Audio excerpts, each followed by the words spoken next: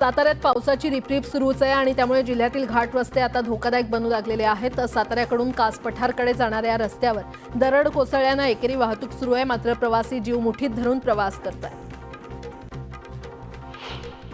तुळजापूरमध्ये पावसामुळे 25 दिवसांपूर्वीच उद्घाटन झालेल्या बस स्थानकाची दुरवस्था झाली आहे। पावसाच्या पाण्याने बस स्टँडला गळती लागल्याने प्रवाशांना उभं देखील राहता येत नाही आणि त्यामुळे 8 कोटी पावसाआधीच पाण्यात गेलेत। पुढील 48 तासात नैऋत्य मोसमी वारे केरळमध्ये दाखल होण्याचा अंदाज भारतीय हवामान खात्याने वर्तवलाय। त्यामुळे गेल्या वर्षीपेक्षा 4 ते 5 दिवस आधीच मान्सून केरळमध्ये दाखल होण्याची शक्यता हवामान खात्याने वर्तवलेली आहे। पुढील 4 दिवसात कोकण आणि गोव्यामध्ये मेघगर्जना तर वादळी वाऱ्यासह जोरदार पाऊस पडू शकतो। अरबी समुद्रात निर्माण झालेल्या कमी दाबाच्या पार्श्वभूमीवर शनिवारी रायगड, रत्नागिरी, सिंधुदुर्ग आणि पुणे जिल्ह्यातील काही भागांसाठी हवामान खात्याने ऑरेंज अलर्ट जारी केलाय। मुंबई, ठाणे, पालघरला देखील येलो अलर्ट देण्यात आलेला आहे। राज्यातल्या 21 जिल्ह्यातील तब्बल 22,233 हेक्टरवरील उभ्या पिकांचं अतोनात नुकसान झाल्याची प्राथमिक आकडेवारी समोर आली आहे। साधारणपणे 1 मे पासून सुरू झालेला अवकाळी पाऊस, वादळी वारे आणि गारपिटीमुळे केळी, आंबा, मका, संत्रा, धान, भाजीपाला आणि फळ पिकांचं कोट्यावधी रुपयांचं नुकसान झालंय। पूर्व मध्य अरबी समुद्रात कोकण किनारपट्टीवर ठळक कमी दाब क्षेत्राची निर्मिती झालेली आहे। याचबरोबर वाऱ्याची चक्राकार स्थिती आहे। याचाच परिणाम म्हणून कोकणासह दक्षिण, पश्चिम आणि मध्य महाराष्ट्रात पुढील 4 ते 5 दिवस संततधार पावसाचा अंदाज हवामान खात्याने व्यक्त केलाय। पायवाटा आणि बैलगाडी मार्ग पारंपरिक अपुरे पडू लागल्यामुळे शेतीच्या बांधावरून जाणारा शेतरस्ता यापुढे 12 फुटांचा करण्याचा महत्त्वपूर्ण निर्णय राज्य सरकारने घेतलाय। महसूल मंत्री चंद्रशेखर बावनकुळे यांनी ही माहिती दिली आहे। अतिदुर्गम भागात नव्याने 38 अंगणवाड्या सुरू करण्यास मान्यता देण्यात आली आहे। यापूर्वी मान्यता दिलेल्या 145 अंगणवाड्या बांधून पूर्ण झाल्यात। या अंगणवाड्यांना आता त्वरित पोषण आहार आणि प्राथमिक आरोग्य सेवा मिळणार अशी मोठी घोषणा अदिती तटकरे यांनी केली आहे।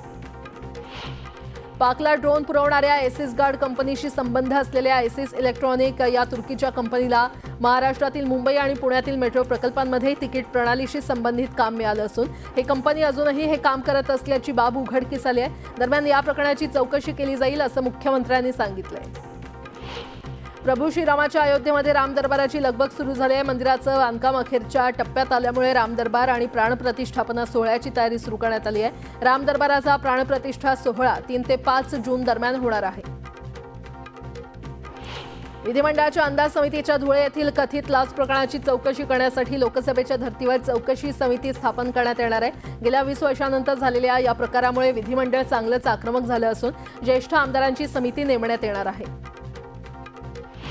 राज्य सरकारच्या तिजोरीमध्ये खडखडाट झाल्यामुळे महायुती सरकारनं आदिवासींच्या निधीवर पुन्हा एकदा डल्ला मारलाय। लाडक्या बहिणींसाठी 335 कोटी 70 लाख रुपयांचा निधी महिला आणि बालविकास खात्याकडे वळवण्यात आलेला आहे। हा निधी लाडक्या बहिणींना मे महिन्याच्या हप्त्यापोटी दिला जाणार आहे।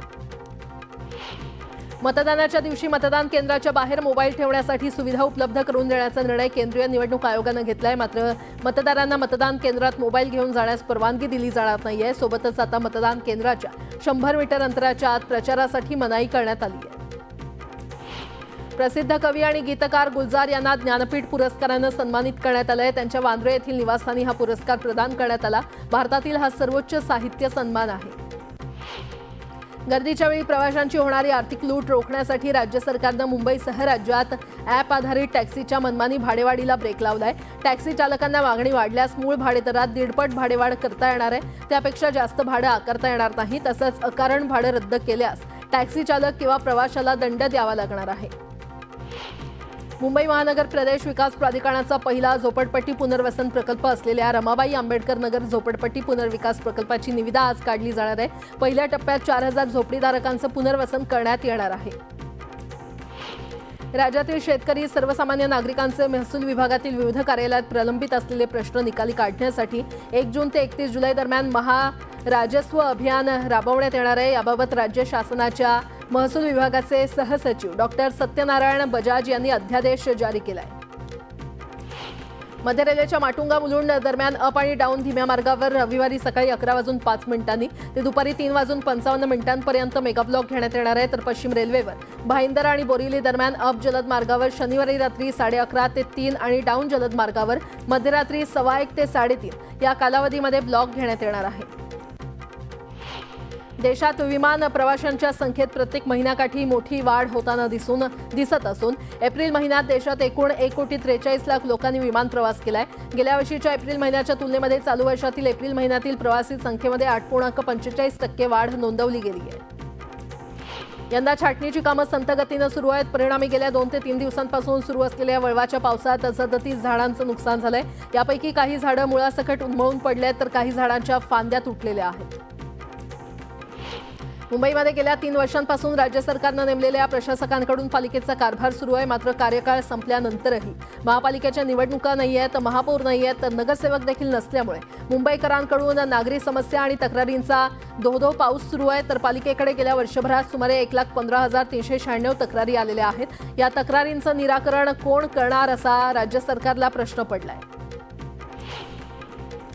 वेलापूर ते पेंधर दरम्यानच्या सिडको मेट्रोला प्रवाशांचा चांगला प्रतिसाद मिळतोय. मेट्रो सुरू झाल्यापासून आतापर्यंत म्हणजेच मागील 17 महिन्यात तिकीट विक्रीतून सिडकोला सुमारे 17 कोटींचा महसूल प्राप्त झालाय. मुंबई महापालिकेकडून मुंबईत 5,29,123 नळ जोडण्यात देण्यात आलेल्या आहेत. असं असताना मुंबईमध्ये 22,336 जणांनी मीटर जोडणी न घेताच पाणी वापर करत असल्याचं प्रजा फाउंडेशनच्या अहवालातून समोर आलंय. चेंबूर आणि गुंदवली विभागात सर्वाधिक प्रमाण असल्याचं दिसून येतंय. पुणे जिल्ह्याच्या गेल्या 15 दिवसांपासून पावसानं जोरदार हजेरी लावली आहे. असं असलं तरी टंचाईग्रस्त भागात टँकरनं पाणी पुरवठा सुरूच आहे. जिल्ह्यात 94 टँकरद्वारे 90 गावं आणि 513 वाड्या वस्त्यांना पाणी पुरवठा केला जातोय. पाळीव श्वानामध्ये किडनी विकाराचं प्रमाण वाढत असल्याची माहिती समोर आली आहे. योग्य निदान, आहार आणि उपचार न मिळाल्यास हा विकार प्राणघातक ठरू शकतो. रिझर्व्ह बँकेच्या गव्हर्नरांच्या नेतृत्वाखाली 6 सदस्यीय देयक नियामक मंडळ देयक प्रणालींचं नियमन आणि पर्यवेक्षण करेल. यात केंद्राचे 3 नामनिर्देशित व्यक्ती असतील. रिझर्व्ह बँकेनं अधिसूचनेमध्ये ही माहिती दिली आहे. हे मंडळ देयक आणि निपटान प्रणाली नियमन आणि पर्यवेक्षण मंडळ याची जागा घेईल. आयपीएलच्या आडून लोकांची ऑनलाईन सट्टेबाजी जुगार सुरू आहे. हे थांबलं पाहिजे. मात्र कोणताही कायदा लोकांना सट्टेबाजी आणि जुगार खेळण्यापासून रोखू शकत नाही असं सर्वोच्च न्यायालयानं स्पष्ट केलंय. ज्याप्रमाणे आपण लोकांना हत्या करण्यापासून रोखू शकत नाही तसाच हा प्रकार असल्याचं न्यायालयानं नमूद केलेलं आहे. या मुद्द्यावर केंद्र सरकारला नोटीस बजावून न्यायालयानं म्हणणं मागवलंय. मुंबई पुणे एक्सप्रेसवे, समृद्धी महामार्ग आणि शिवडी नावा शेवा अटल सेतूवर प्रवासी इलेक्ट्रिक वाहनांना पूर्ण टोलमाफी देणारा आदेश काढण्यात आलेला आहे. त्यामुळे इलेक्ट्रिक वाहन धारकांना दिलासा मिळालाय. रिझर्व्ह बँकेनं 2024-25 या आर्थिक वर्षाकरता केंद्र सरकारला पुन्हा एकदा विक्रमी म्हणजेच 2.69 लाख कोटींचा घसघशीत लाभांश देण्याचं मान्य केलेलं आहे. गेल्या वर्षीच्या लाभांशपेक्षा यात 27.4% इतकी वाढ झाली. अमेरिकेनं लावलेले कर आणि ऑपरेशन सिंदूर नंतर वाढलेला संरक्षणावरचा खर्च यामुळे केंद्र सरकारच्या तिजोरीमध्ये सध्या खडखडाट आहे. विद्यार्थ्यांच्या आत्महत्यांच्या वाढत्या घटनांबद्दल सर्वोच्च न्यायालयानं राजस्थान सरकारला फटकारलेलं आहे. कोर्टामध्येच हे विद्यार्थी आत्महत्या का करतायत याचा तुम्ही कधी विचार केलाय का? या घटना रोखण्यासाठी राजस्थान सरकार काय करतंय असे सवाल न्यायालयानं सरकारला विचारले आहेत. कोटा शहरात यावर्षी आतापर्यंत 14 विद्यार्थ्यांनी आत्महत्या केल्या. छत्रपती संभाजीनगर येथील चिकलठाणा विमानतळ विस्तारीकरणाची प्रक्रिया गेल्या काही महिन्यांपासून सुरू आहे आणि त्यानुसार विमानतळाचं विस्तारीकरण होणार असून मालमत्तांचं मूल्यांकन होणार असून 147 एकर जमिनीच्या भूसंपादनाची प्रक्रिया सुरू होणार आहे. रत्नागिरी जिल्ह्यामध्ये आतापासूनच सुकी मच्छी साठवून ठेवण्याची लगबग सुरू आहे. तथापि जिल्ह्यात मोठा समुद्र किनारा असला तरी येथील नागरिकांना डहाणू आणि पालघरमधून आलेल्या सुक्या मासळ्यांवर अवलंबून राहावं लागतं. राष्ट्रीयकृत बँकेतील हिंदी माणसामुळे मराठा उद्योजकांना कर्जपुरवठा होण्यास अडचण निर्माण झाल्यानं नरेंद्र पाटलांनी खंत व्यक्त केली. अण्णासाहेब पाटील आर्थिक विकास महामंडळाच्या योजनेसाठी राष्ट्रीयकृत बँकेची कर्जपुरवठा करण्यात उदासीनता दिसते असंही ते म्हटले. छत्रपती संभाजीनगर शहरातील आकाश गायकवाड यानं यूपीएससी मार्फत घेण्यात येणाऱ्या परीक्षेत लेफ्टनंट पद मिळवून देशातून 46वा क्रमांक पटकावलेला आहे. माझी ही सेवा देशरूपी कुटुंबासाठी असणार असल्याची भावना देखील आकाशनं व्यक्त केली. इंदूर हैदराबाद महामार्गाच्या मोबदल्यासाठी मुक्ताईनगर तालुक्यातील शेतकऱ्यांनी आंदोलन करत काम बंद पाडलं आणि या आंदोलनकर्त्या शेतकऱ्यांना पोलिसांनी ताब्यात घेतलं. जळगावच्या 40 गावात अतिक्रमण काढण्यासाठी गेलेल्या पथकाला दमदाटी करण्यात आली आहे. एका तरुणानं 40 गावच्या मुख्याधिकाऱ्यांसह कर्मचाऱ्यांना धक्काबुक्की करत शिवीगाळ केली आहे. यावेळी जेसीबीवर देखील दगडफेक करण्यात आली आहे. पोलिसांनी संबंधितांवर गुन्हा दाखल केला आहे.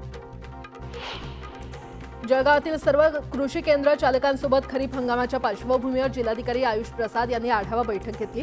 शेतकऱ्यांना जीएसटी तसंच पक्क बिल देण्यात टाळाटाळ करणाऱ्या कृषी केंद्र चालकांवर कारवाईचा इशारा जिल्हाधिकाऱ्यांनी दिला। मुख्यमंत्री देवेंद्र फडणवीसांनी सांगलीतील कायदा सुव्यवस्थेचा आढावा घेतला। नवीन फौजदारी कायद्यांची प्रभावी अंमलबजावणी करून आरोपींना कठोर शिक्षा द्यावी अशा सूचना फडणवीसांनी पोलीस दलाच्या अधिकाऱ्यांना दिल्या। नागपूर गोवा शक्तीपीठ महामार्गासाठी 100 पट रक्कम दिली तरी आम्हाला शक्तीपीठ महामार्ग नको अशा संतप्त भावना शेतकऱ्यांनी व्यक्त केल्या। त्याचबरोबर अधिकाऱ्यांना शेतकऱ्यांनी धारेवर धरलं। सोलापुरात 9 वर्षीय शाळकरी मुलीचा मृतदेह पुरलेल्या अवस्थेत आढळून आलाय। दक्षिण सोलापूर तालुक्याच्या कुसूर गावात ही धक्कादायक घटना उघडकीस आली आहे। मुलीच्या वडिलांनी मुलीचा खून केल्याची तक्रार पोलीस पाटलांनी दिली आहे। राष्ट्रवादी काँग्रेसच्या गौरवशाली महाराष्ट्र महोत्सव मंगल कलश यात्रेचा किल्ले रायगडावर समारोप झाला। पक्षाचे प्रदेशाध्यक्ष खासदार सुनील तटकरे यांच्या प्रमुख उपस्थितीमध्ये हा कार्यक्रम झाला। दरम्यान छत्रपती शिवाजी महाराजांनी दिलेला विचार घेऊन पक्षाची वाटचाल सुरू असल्याचं तटकरे म्हटलं। कराड उत्तर मतदारसंघातील शामगावच्या शेतीच्या पाण्याच्या सर्वेक्षणासाठी 59 लाख रुपये खर्चास कॅबिनेटमध्ये मंजुरी देण्यात आली आहे। आमदार मनोज घोरपडे यांनी यासाठी प्रयत्न केले होते। दरम्यान ग्रामस्थांनी पेढे भरवून आनंद साजरा केला।